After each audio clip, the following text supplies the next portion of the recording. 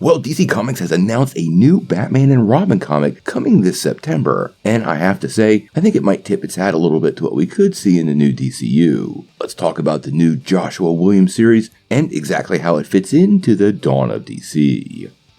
Well, as many of you know, DC Comics is undergoing a bit of change right now with the Dawn of DC event. And with that event, we are getting another new comic, this time in the form of Bruce and Damien Wayne. Now, the comic doesn't arrive until September, but DC has provided a lot of details in the form of a sneak peek for this upcoming project, and some of them are pretty cool and even more overdue.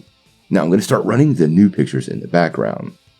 Now, this new series is called Batman and Robin, and we'll see the dynamic duo reunite once again to take on the toughest cases and roughest villains of Gotham City. Now, we got all of this news this past weekend at MegaCon down in Orlando, and at this event is where DC shared these first pictures. Now, these are cover pages, exterior shots, some weird pictures of surgery being conducted on penguins, but the most interesting one to me was the Robin-mobile. Now, the Boy Wonder has had his own vehicles in the past, so this is pretty cool to see Damien finally get one of his own. I do love how it matches the color scheme of his costume, but how prominent of a role his Doom Buggy mobile really takes, we're gonna have to wait and see. Now, what we are hearing is Batman and Robin #1 will go on sale sometime in September, but DC has not clarified an exact date for this project. As for who's running it, this comic will be helmed by longtime DC writer Joshua Williamson, who's probably best known for his work on The Flash. Now, the art by this is being done by Simone,